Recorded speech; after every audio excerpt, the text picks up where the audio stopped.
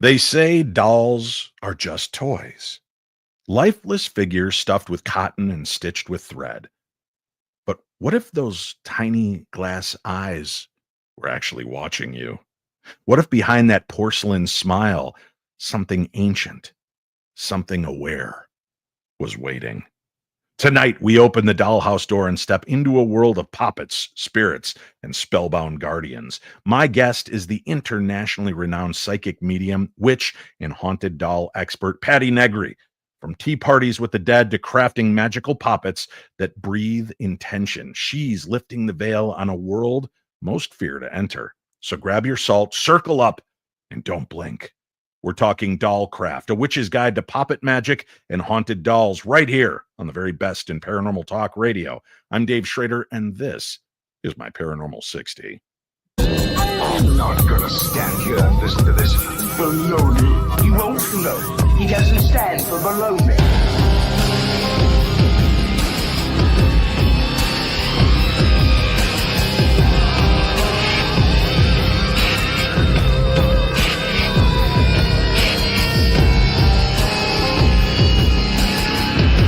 Sounds like a lot of supernatural baloney to me. Supernatural, perhaps. Baloney, perhaps not. Good evening, my darklings. Thank you for joining me here this evening.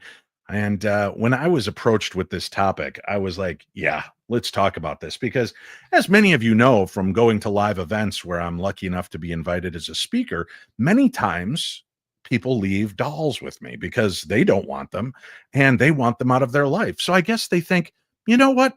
Let's put this little bit of terror back into Dave Schrader's life. Let's just take this haunting little figurine and put it into Dave Schrader's world.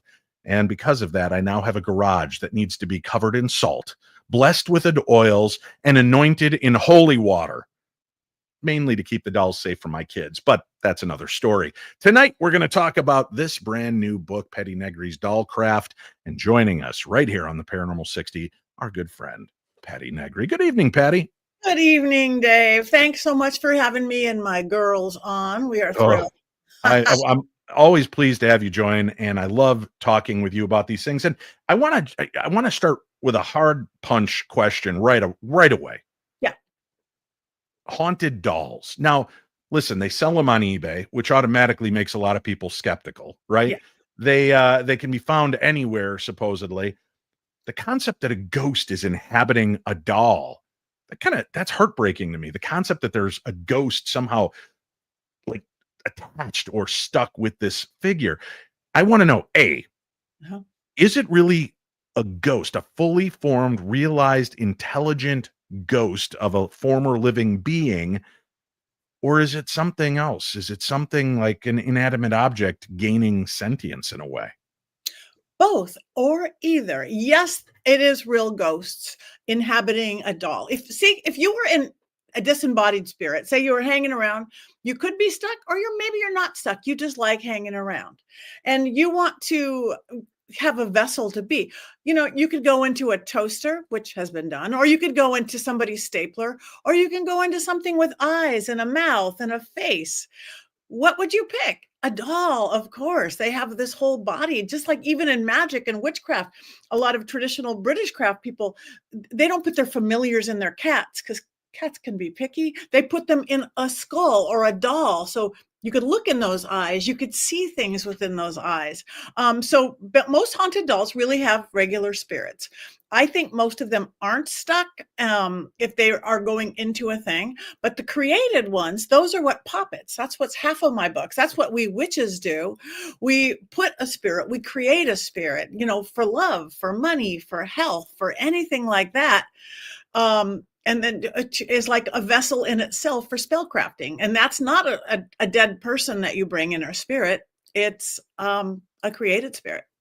All right. Well, talk to me about that. What is a created spirit?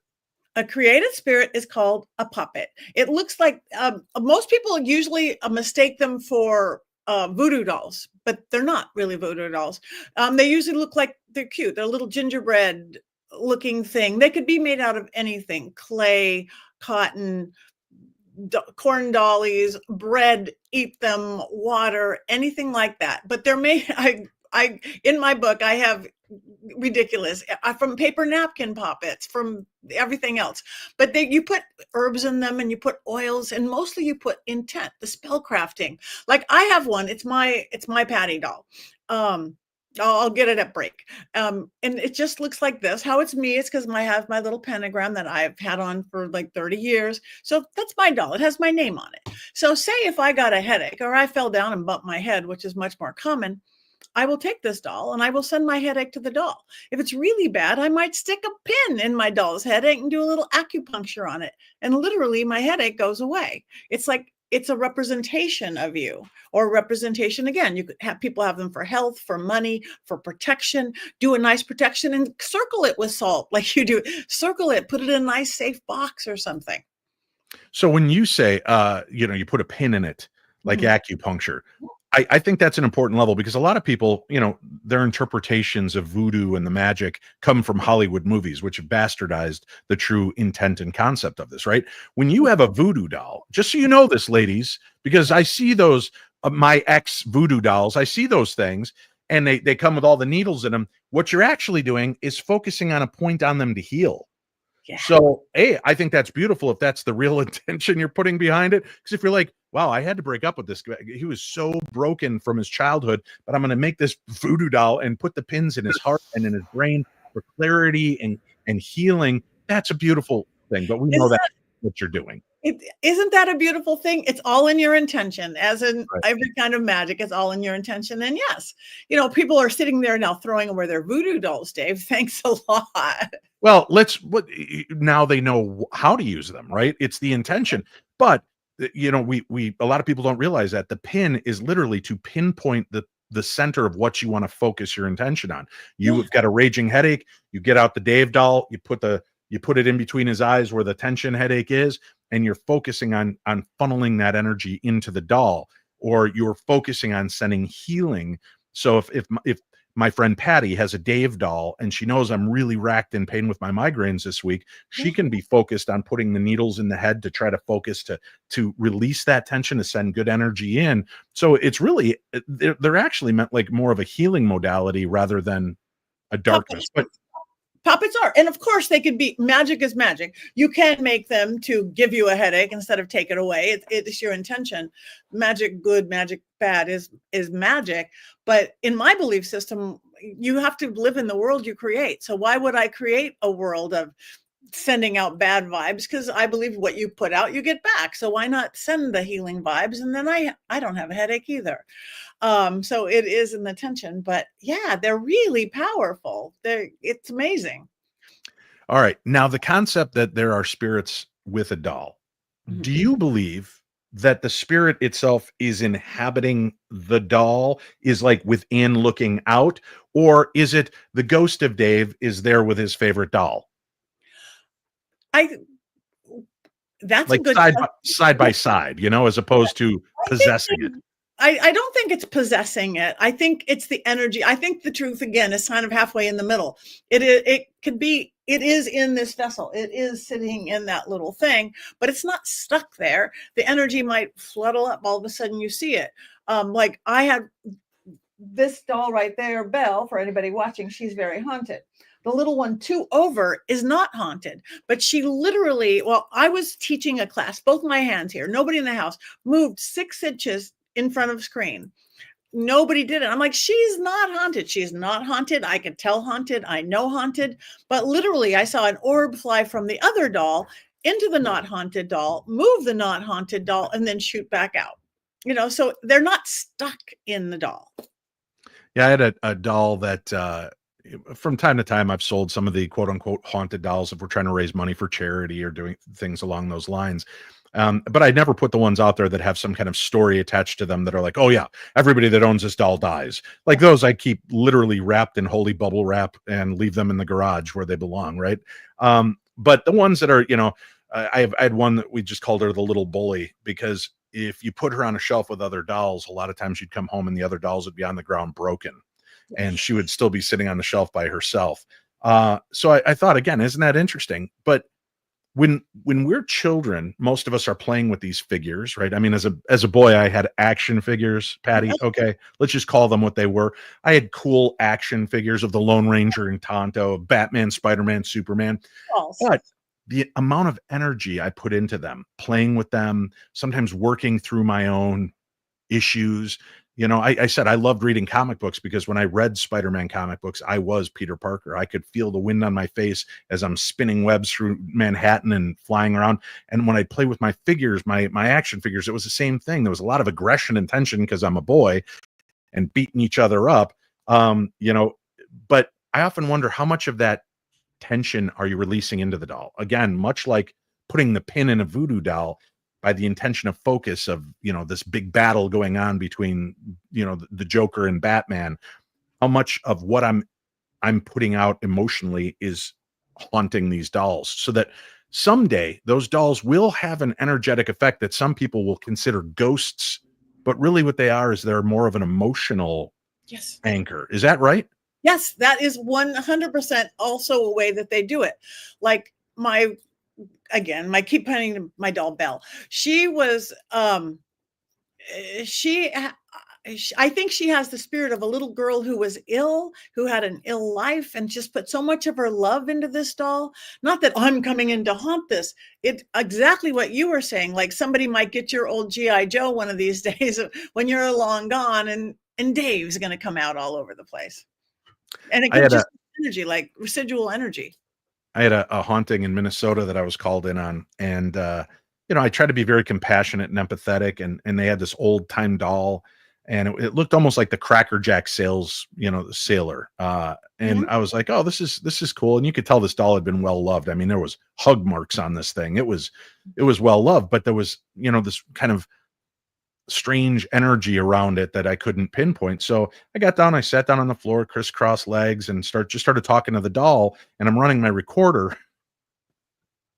And as I'm talking to the doll, I'm like, what's your name, honey? Are you Mary? Are you Patty? Are you Angie? Why are you with this doll? I play back my EVP and I get this very male little boy voice go, I'm a boy, asshole. I was like, oh geez, sorry, all right, it was a little sailor doll. I guess that was my fault for thinking that it would be a girl that would be playing with it, but you're right. But I just thought it was funny that this little 10-year-old boy voice just, I'm a boy, asshole, and put me in my place real fast. That is funny. And it is probably harder to find good boy dolls, unless it is an action figure. It's so weird though. And I know an action figure can be haunted, but if I turn my camera around, I have hundreds of eyes staring at me, little bitty eyes. I'm a Barbie collector from birth. Not one of my Barbies has ever been a spirit. I haven't even tried to put a spirit because she's like a sacred goddess to me. So it's like, you're a goddess. You don't need to be a ghost. But I've never, ever had one haunted like that, but they could be. Would you? Now, there are many people that attend public haunts that you and I go to, right? And we'll help lead some of these investigations. Yeah. And there are many people that will try to connect with the spirits of children, right? Yes. And I've watched lovely people, down on their knees talking to whatever little ghost they see, and you can come home with me. I've got children at my house. You don't have to stay in this old asylum. And part of me is wondering, is that a child you're talking to? And B, why would you just willy-nilly invite it into your home? Would that be something where if there's a report of this child's ghost, would you bring maybe a male doll? If it's a little boy's ghost that's seen, would you bring a male doll and offer it to the spirit and say, would you like to join with this? Because binding to me always sounds like it's forcible. It's something against their will. Explain that to me. Is that true or not? Well, binding is something in sticking in. I call it inspiriting a doll. And I do teach people how to do that. Get a doll. If you can't find eBay, you do have to be suspect, because if one seller has had like 907 dolls with all these elaborate stories that they know everything about each one, it might not be haunted unless that person actually knew how to haunt a doll. And maybe she just put these spirits, created the story, and again, kind of like a hybrid created spirit. But I really do think you could find one in a thrift store, a secondhand store, or call in a spirit. I do not bind, because everything has to be optional by the spirit, but I call it inspiriting a doll. It can take a while finding a good disembodied spirit who wants to go into your doll, but you can. And yeah, that would be a great way. You're there and you want to take a spirit home, but you do have to be careful because, as you know, children ghosts aren't always children ghosts. They could be all sorts of other things. Yeah, that you see, that's part of my career over the last 19 years is going from believing, children's spirits are walking the earth to friends like you that are mediumistic that have said, Dave, they may look like a child. A lot of people want to jump to something demonic or dark or evil, but you got to remember that child may have passed in 1888 from cholera, but that spirit may have been around for hundreds of years in many different forms. So the physical version you're seeing of it is its most recent incarnation, kind of like Doctor Who. It just looks this way, but it's centuries old. So the intelligence, the wherewithal is something else. So you don't have to feel that same pity as you would, and you're thinking it's a child. It's just poor little innocent soul. It may have lived 100 times over already. Right, lifetime after lifetime. And again, it's a good chance it is not stuck. I think that spirits go where they know. I don't believe personally there's time and space on the other side. Since I was a kid and doing this, I think they could be in the pearly gates, if you believe in that, and reincarnated and watching the grandkids grow up. And if there's no time and space, which is hard for a little human brain, but I don't even know where I was going with that. Well, as we're just, and this is a lot of heady conversation, right? Yeah. But with children's spirits, I wanted to just clarify, it's not always a child the way we pick. Not always the way we see it. And I've seen people who died old, and they liked getting old. They liked becoming grandpa or grandma, and they'll show themselves as that. Some people, I hated getting old and I hated being they're going to show themselves back in their prime at 39 with their beehive bubble hairdo. They can. Oh, I know what I was saying is that I think people think that they're stuck when they're not. I can tell one that is really stuck. That's the one, go to the light Carol Ann or see whatever you have to do. Right. But even in some of the crazy prison yards and things, the kind of places we go, it's like, that's the life they knew. They're not being tortured now per se, unless something is torturing them. But it's you spend your life in the yard. Why not the afterlife? Let me ask you a kind of a weird question here that'll kind of tie into animals and into the dolls. You talked about cats earlier and familiars, right? A lot of people know of a witch's familiar, usually something that they're connected to, some birds, cats, animals, right, of many different variations. I've heard that if you can get a cat to sit still long enough and look in its eyes, if there are ghosts, you'll see them reflected in the eyes of your cat. Now, I've tried. I have not come across a cat that will let me hold its head still for more than a half a second before I end up with nails clawing my arm or into my face. Is this just another old folks' tale or old wives' tale? Or do you think that there is something to the eyes that allow us to see the other side?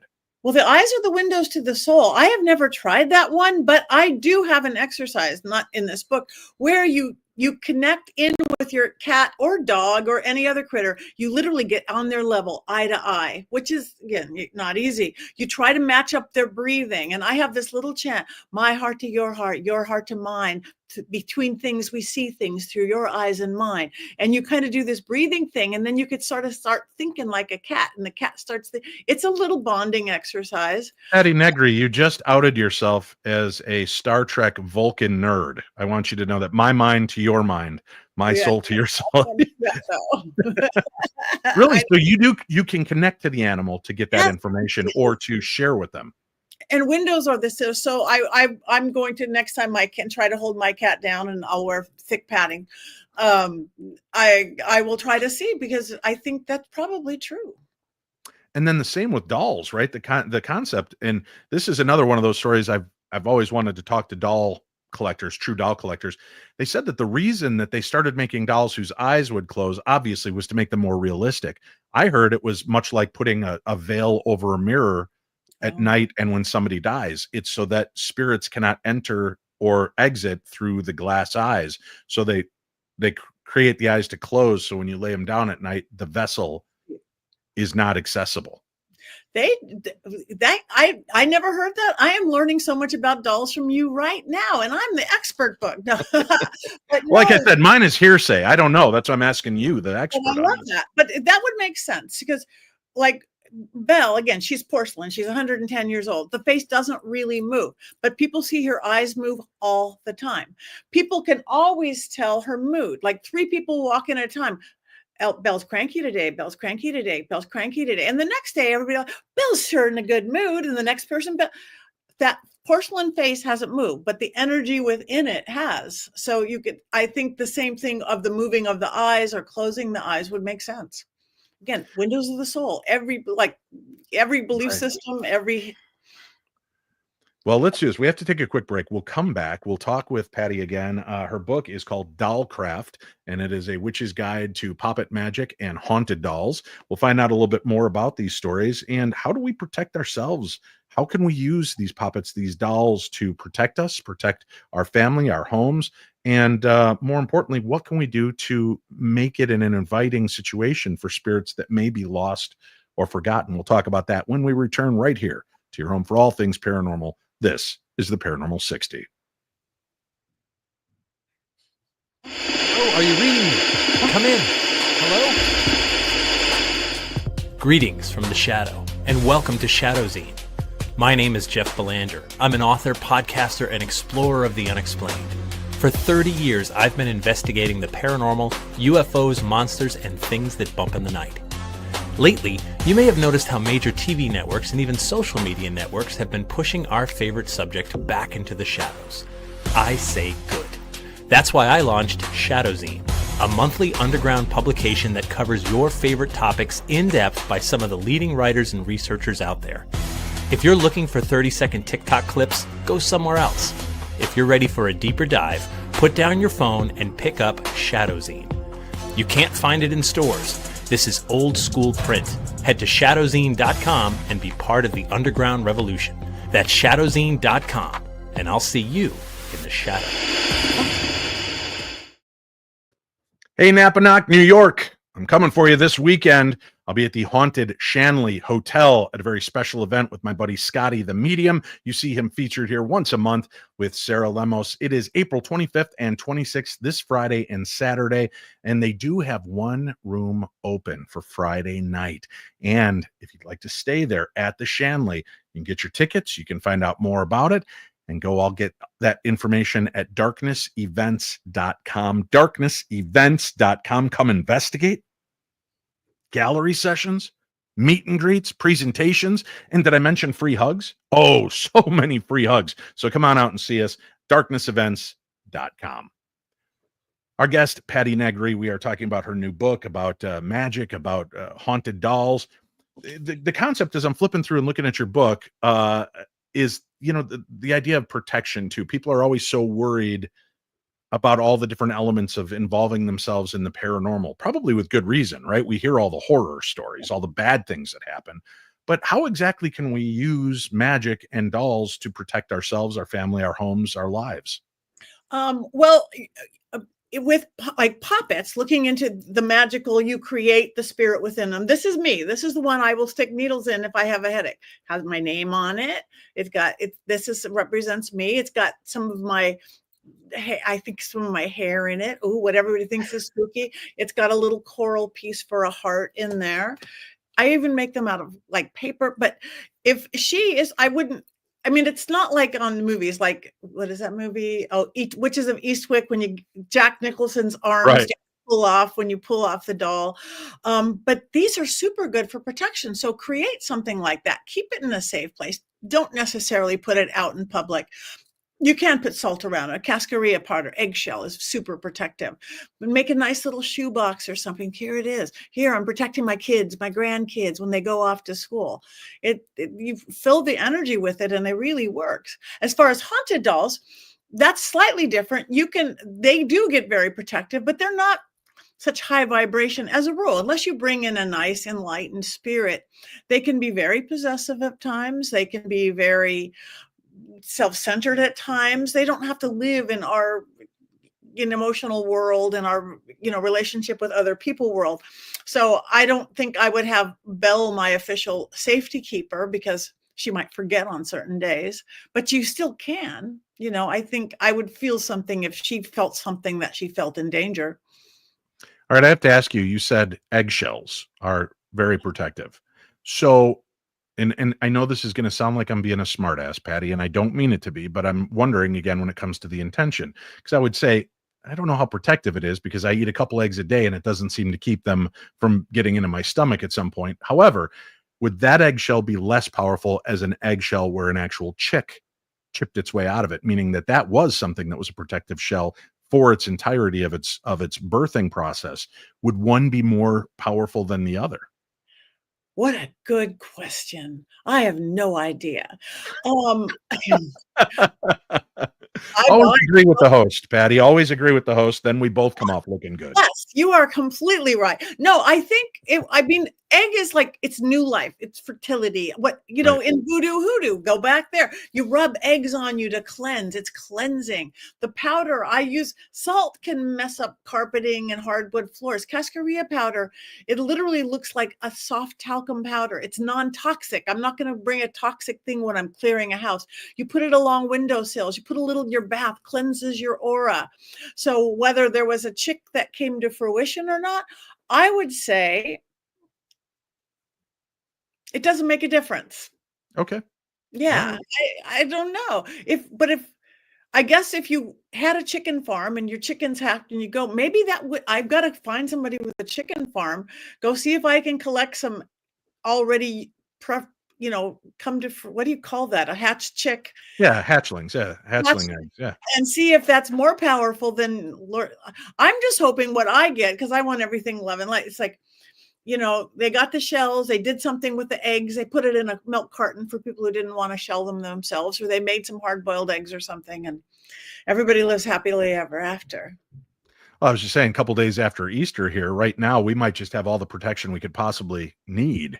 Completely save you could have pretty cows if you colored your eggs, grind it up with your mortar and pestle, or throw it in your Cuisinart. It's amazing. Put some Is around, that, pop it, make a doll. and again, I might be throwing you under the bus here with these questions. Is that why we put our eggshells into our coffee grounds when we make it? Are we imbuing ourselves with the power and the protection of the eggshell? Or is that just, again, some Depression era version of trying to flavor your coffee better? Well, I think it would work. It would work better if it's your intention. Hmm. But it would work probably either way, because they're just kind of protection. I don't know what they're protecting you from on your coffee. Well, I can think of a couple things that it would protect me from if I'm drinking coffee. Okay, there you go. So I think it would. Yeah. Yeah. All right. Very cool. Again, just throwing things at you because you actually work in this realm. I like it. All right. So now talking about the concept of dolls and you imbuing them with these energies. So you imbue them. Mhm. You've created this ghost or this energy.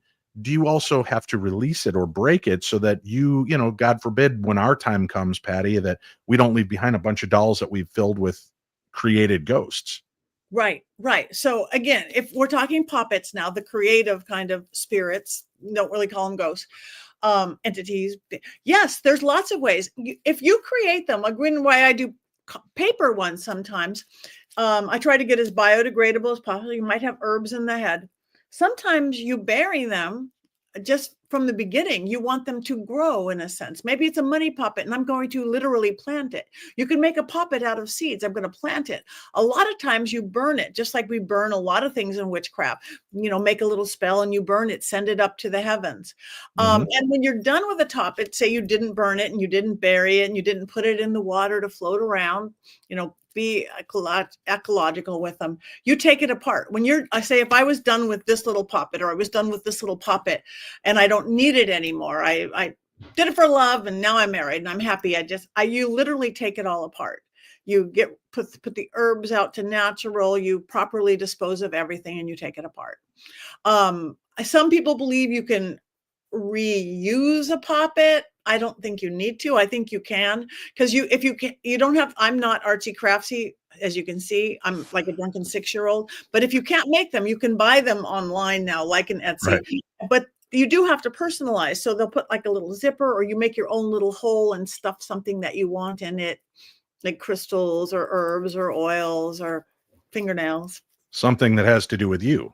Something that's called a tag lock. Something has to do with you. But again, if it's a love doll to bring you love, maybe it's going to be rose petals and lavender, and some rose quartz stones. If it's a money doll, it might be some rosemary and some dragon's blood and some other things. If it's a health doll, if it's a passion doll, you might make it bright red and do something like that.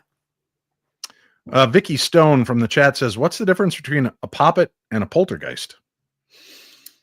Completely different. A poppet you have literally created. I want clarity, thinking, health, love. A poltergeist is loose energy that creates itself. I don't think it has a specific focus or an intent or a purpose.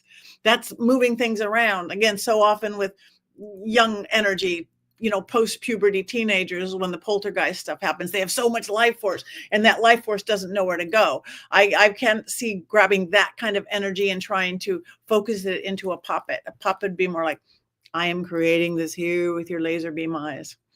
See, that to me sounds like it'd be a much more dangerous point if you're taking this kind of chaotic energy of somebody that's a poltergeist agent or a poltergeist battery and trying to focus it into something else, that seems to me like then you're looking for kind of anarchy. You're creating maybe a less volatile Chucky.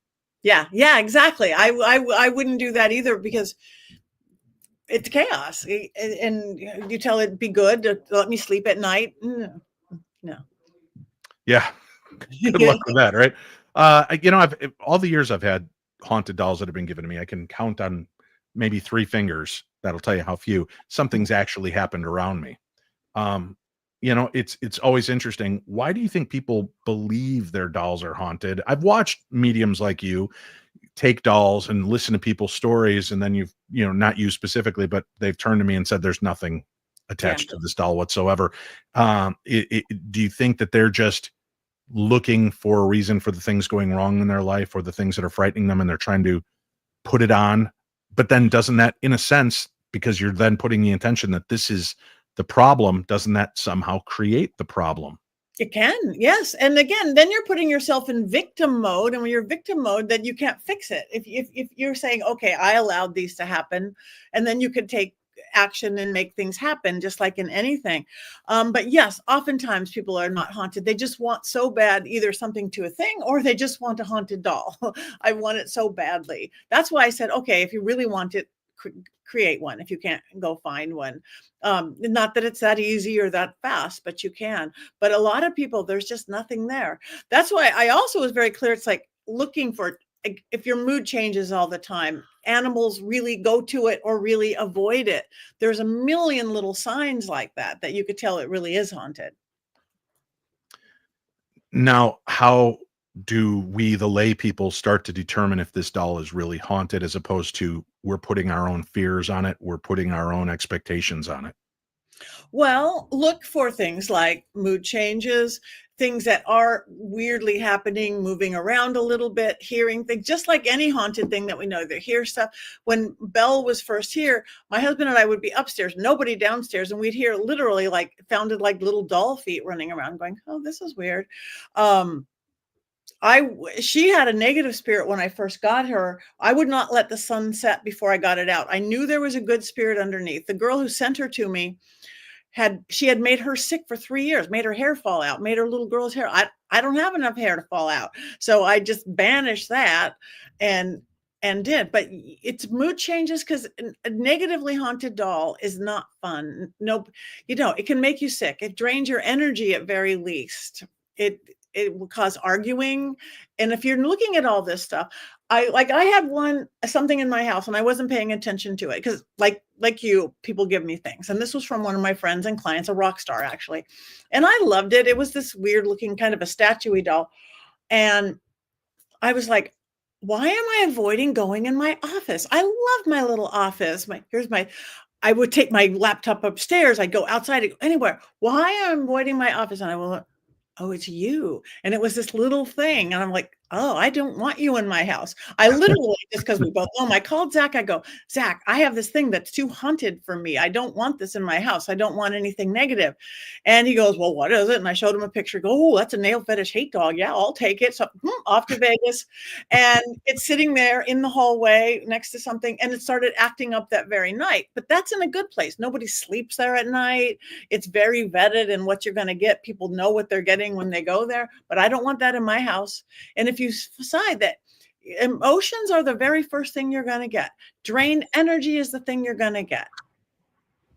All right, so maybe there is more to the haunted dolls I have, because I'm noticing that there are different things happening, that maybe I don't have bleeding walls or screaming from my closet, but but again, I live in a house that's primarily female, lots of teenage and estrogen flying around in here. Not that I'm going to point the finger. I'm pointing the finger. I'm completely pointing the finger. But I'm just saying, there's a lot of outrage raising teenage daughters. So make there some is that. poppets for all of your family. Love and happy family. You can have a family art night. That's pretty good. That's an interesting concept. Now, let's say, okay, so some people are like, I'm not artsy. You just showed your dolls and admitted you're not artsy. I think you compared yourself to a drunk 6-year-old in creating your poppet. You could go, like, to me, when my mom passed, one of the big things she loved were Precious Moments figurines. Right. And this last weekend, when I was at the store, at a thrift store, I saw this beautiful little figurine of a little child laying in a cloud. And at the bottom of it said, "You're in Jesus's hands now." And I thought, oh, wow, that really spoke to me, because, I lost a granddaughter earlier this year. So I just felt like I don't know. I felt called to it. So I brought it home, cleaned it up, put it on the shelf, and kind of named it that. So, could I just get figurines that already exist and kind of imbue them with, this reminds me of this kid, this reminds me of that kid, this reminds me of this, and give them that essence, if you will? It's an essence. It's like an essence. Yes. It's not saying you're calling that spirit into it. You're not calling grandma or your grandchild or anything into that, but they're representations. Just like you have a statue of Christ, you have a statue of Buddha, you have a statue of your sacred cat, whatever that is, it is a representation and can soothe, can do whatever you need it to do. Beautiful concepts, beautiful ideas, right? And just showing people, again, when you start talking witchcraft, and we're talking about Dollcraft and a witch's guide. Oh, Dave, read it, learn, because really it's about intention. It's about all the other things that we cover on the show. And it's about how to, take negativity, negative emotions, negative feelings, and give it away, or to imbue things with love and positivity to give to others. A very good friend of ours, Bill Chappell, who I know from Ghost Adventures, Bill did a really interesting experiment where he charged pennies. He charged a handful of pennies with the positivity of love, right? He literally imbued this electrosis machine, or whatever the heck it was called, with love being the intent. And then the other ones, it was sorrow. And he knew which pocket had which coin in it, and he'd hand it to, and he'd go, "What do you feel?" And he said he was astounded how many people would go, "Oh no, I just feel really good. I feel like," and he goes, "Is it because I just gave you money?" And they're like, "Bill, it was a penny, right? Let's not get carried away." And sometimes he'd hand them the other one, and they'd be like, "I feel a lot of sadness around this." And it's interesting to know that it didn't come from tragedy. He didn't dig it out of somebody's pocket laying in a ditch. He just set the intention and electrified them with those intentions to see a difference. So it's something that science looks into. It's something that we look into.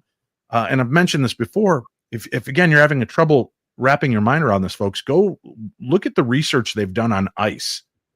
You fill a glass with ice and you speak to it with love. And then when you check the freezing, it's most times it's clear. Yeah. And the ones that I hate everything about my life, and rah, rah, rah, you see it's all cracked inside and milky and just weird looking. And you realize that your energy can affect these sources. And remember on that, we are 70% water. We are that water. It is the intent. I have a thing in my other book, Old World Magic for the Modern World. If I call it Dream School, put a glass of water, preferably a glass of water, if you want to talk to grandma in your sleep. But also you could charge it. Like If you have trouble sleeping, make it, this is insomnia water. Everything that keeps me awake instead goes into that water, whether it's muscle twitches or overactive brain. It goes into the water and you throw it out in the morning. Maybe if you have a pain or a chronic pain, this is my pain water. All my pain, instead of going into my knee or my head or my neck, goes into that. It really works. Sleep. We can charge water. This is witchcraft. This is magic. And now science does it too. And folks, if you're uncomfortable using the term witchcraft, then call it wishcraft, Yeah, right? You're wishing these things away. You're putting that intention there.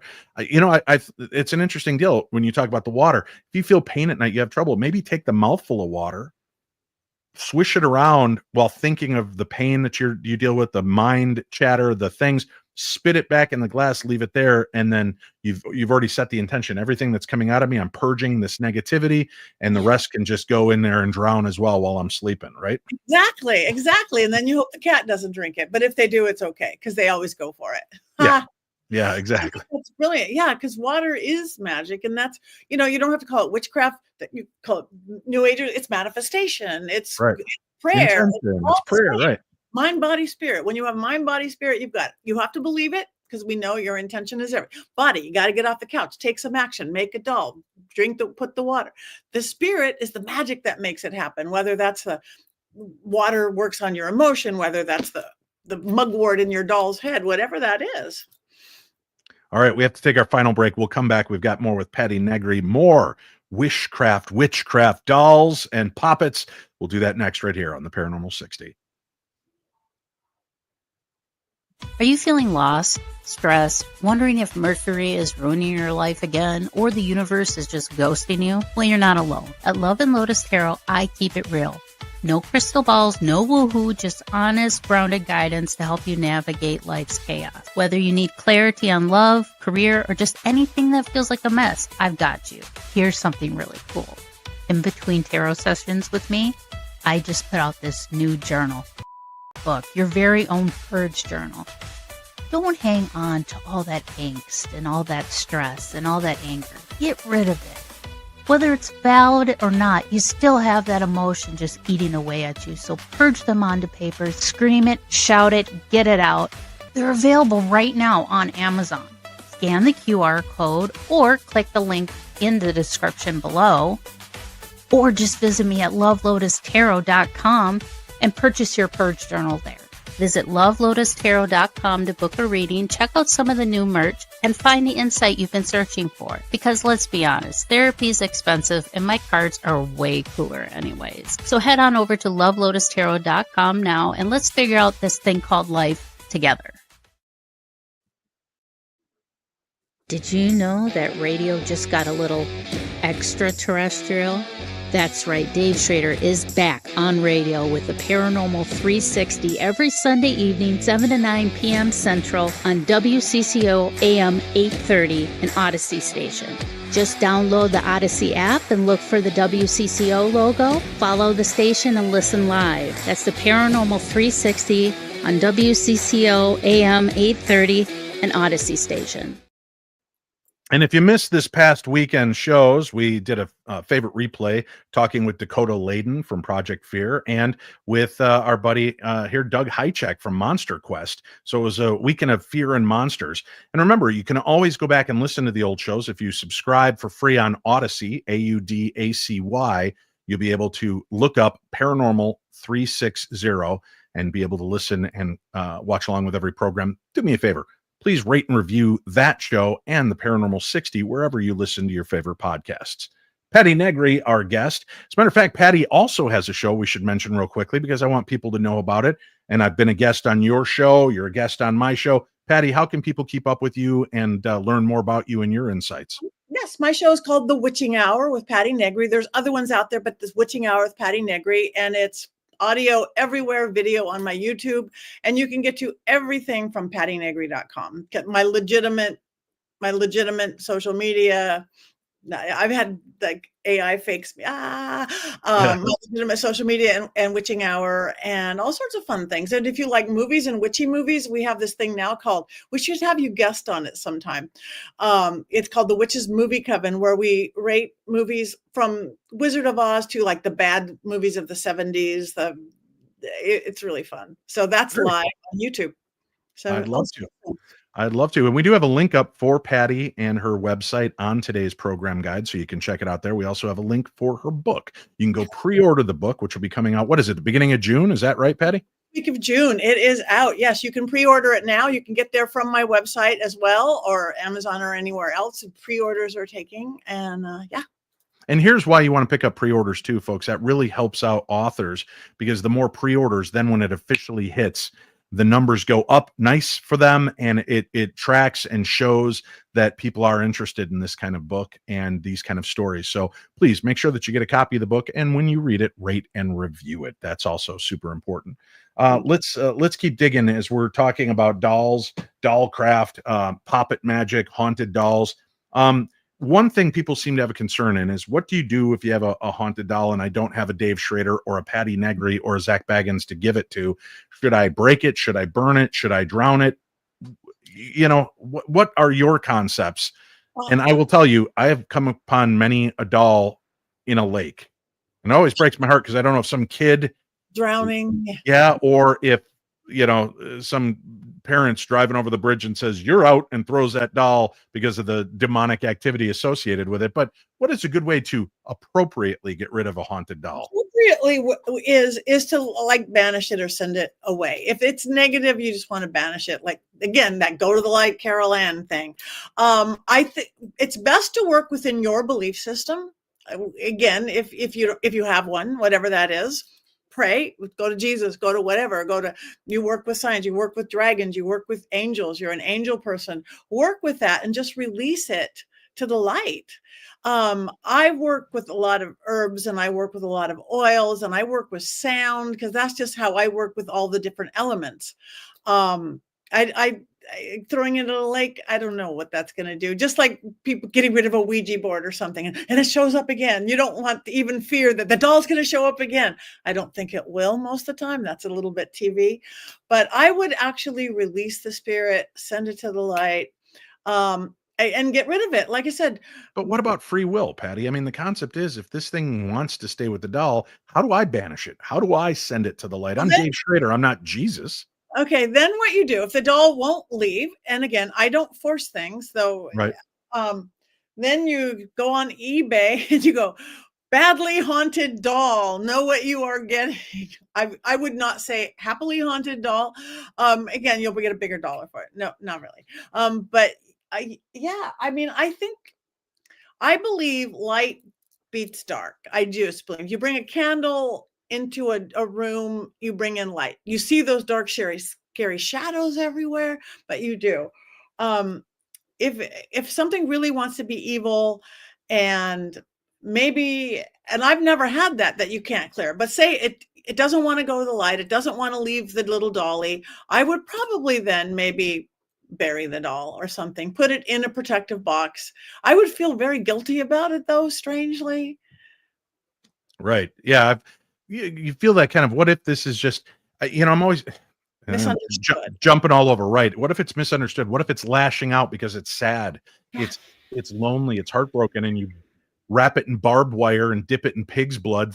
You say, be gone, Satan. And this poor spirit's like, I just want to be held. I know. I love you. I'm sorry. Yeah. No. And again, my one experience with a badly haunted doll, a girl had seen me actually with Peggy the doll, Zach's doll, that give 2 people heart attacks and made a bunch of people sick. So I'm doing a seance holding this little plastic can, not even that old. She was like from the 60s or something. She had seen me doing a seance with Zach, and she figured I could handle Belle, had made her sick for 3 years. The spirit in Belle was so strong. I had never done a Facebook Live. This was years ago now. Never done one. I'll do an unboxing, which I know there's those weird unboxing people, but 50,000 people watching. No judging here, Patti. No judging.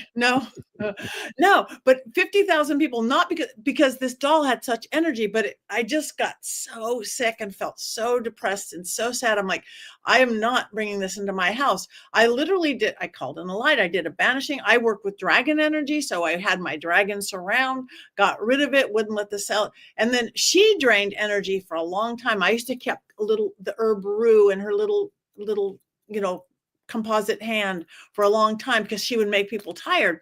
But I knew there was a good little spirit in it and it came out. But if you're like, I'm not a medium, I'm not Dave, I can't. I, again, just surrounded in love, surrounded in light.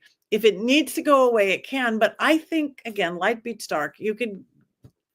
Does breaking it cause it to be released so that it does become a vengeful thing because now it's not bound to this toy?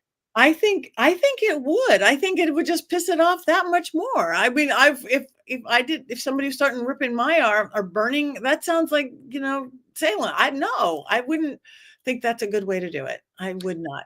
That's why Florida water, maybe, I don't know. Is it going to light on fire? When I die, I want to imbue myself into one of those little toy xylophones. So when you're sleeping at night, you just keep hearing ding, ding, ding, ding, ding, ding, ding, ding, ding, ding, ding. You open the door and it's just slowly rolling down the hall. That will be my way of having fun. See, now that would terrify some people. To others, they'll go, "Oh, Dave." Ever. Yeah, you'd get a high dollar on eBay, dude. Yeah, I've got Dave Schrader's haunted xylophone.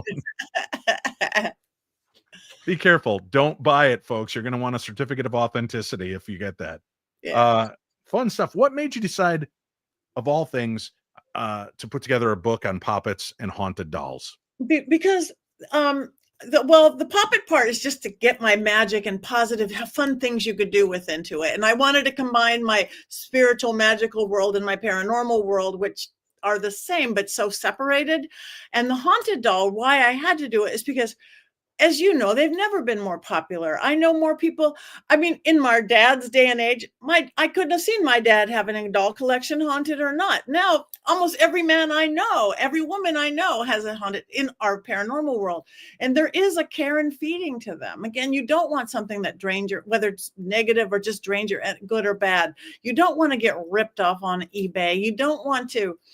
So I just thought there was a need for just a literal kind of how-to guide. If you want one of these, here's how to do it for your own good and for your own safety and everything else.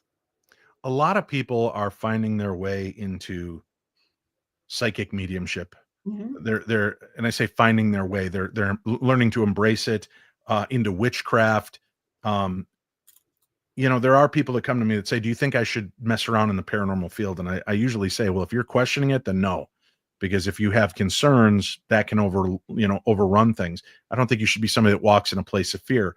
But the term witch and witchcraft has almost become kitschy. It's become niche, and everybody's a witch now. Everybody's a medium and a psychic. Yeah. And I'm not trying to be dismissive. People identify in different ways and want to find their power. But can that be dangerous for people too, just by claiming things and then doing what you learned watching Practical Magic with Sandra Bullock and Nicole Kidman? Does that really teach us anything, or does it teach us the wrong things? Well, that one isn't so bad, actually. Some of the stuff, I mean, they don't fly off the buildings and things, but there is some really bad ones out there. If you're drawn to something, I think that there is more interested in now because number one, times are scary. We know that. The world is scary. We're living in fear. Traditionally, they've always been scary, but now they're scary 24/7 in our face. Traditionally, people would go back to faith. They'll go back to church. They'll go back to temple. They go back to your faith because they're scared. What if we get blown up tomorrow by aliens or something? That's not holding up for everybody. So a lot of people are going New Age, or let's discovering witchcraft, which is, again, because that's so heart and intuition driven. So it's like, oh yeah, let's do this. Let's worship nature, or let's know right or wrong, not because somebody wrote it down, because we know right or wrong. And then there's still people that like, I don't want that witchcraft. I don't want that woo-woo New Age. I don't want religion, but I'm still scared if we don't get blown up by aliens tomorrow, and I want to know I'll be okay. They want to go on a ghost hunt. They want to become a paranormal investigator. So again, I don't want that other stuff, but I want to know that, and then usually if they go and they say, oh my God, it is real, then they'll backdoor their way into a belief system, their religion again, or a new spiritual path. Your spiritual path to me is just how you navigate. It's a roadmap. They're all right. They're all beautiful. They help you navigate. This field of the paranormal is very strange. It's filled with possibilities.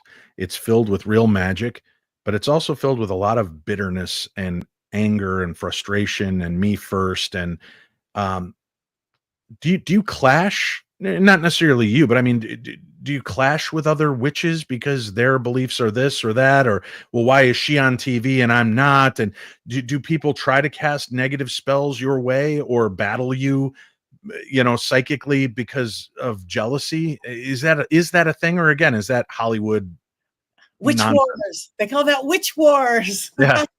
Humans are a flawed species. If anybody hasn't figured that out, between our insecurities and our needs and all of that goes together.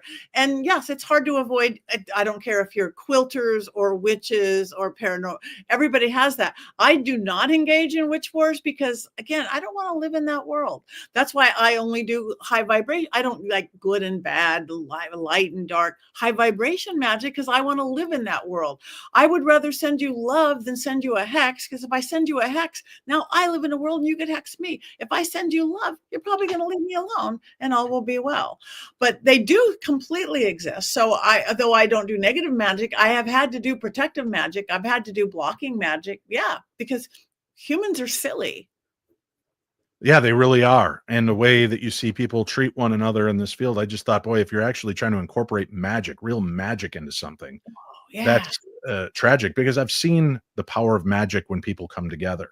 And there's some really stunning cases and stories, the Cone of Power and other things where witches have come together and done amazing things. Why then, Patti, are we not seeing a coven uprising? Why are we not seeing powerful witches, male, female, come together, intend and focus to start changing things in a bigger, broader way? Or is it happening? We're just not told because we're not part of the coven. Maybe we are. Again, and maybe we are. And again, in organized and not organized, individual on a one-on-one, one coven, one clan, one, whatever.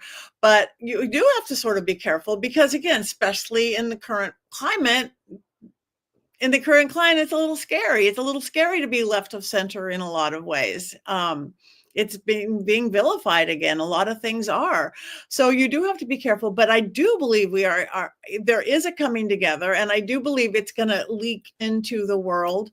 Both everything for taking care of our humanity and taking care of our planet, which is much needed, and taking care of just coming from a place of love when we've got so much hate going on right now. We have to. Everybody, I want hold hands, kumbaya, everybody. I don't care what you call yourself. Just do good, right? Do good.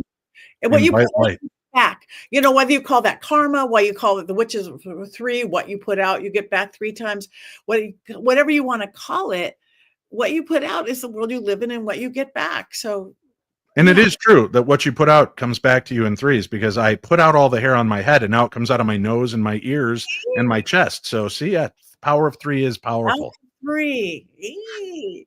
Patti, thank you so much for joining us and sharing some of these insights and telling us these stories. We appreciate it. Thank you. Thank you for having me on. You're great. Check out Patti's website. Her link and information about her book is all on today's program guide. They may be small in size, but never underestimate the power or peril of a doll, or intention for that matter. Patti Negri has shown us that these aren't just relics of childhood. They can be vessels, tools, and sometimes even companions to the spirit realm.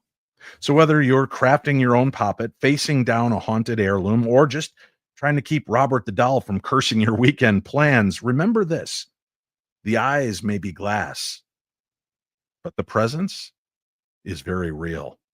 Stay curious, stay protected, and next time you pass a doll on a shelf, maybe say hello. It might just say something back. And may the darkness of this world be just a little brighter with the information that we share here. Until Wednesday, my darklings, thank you for tuning in to the Paranormal 60.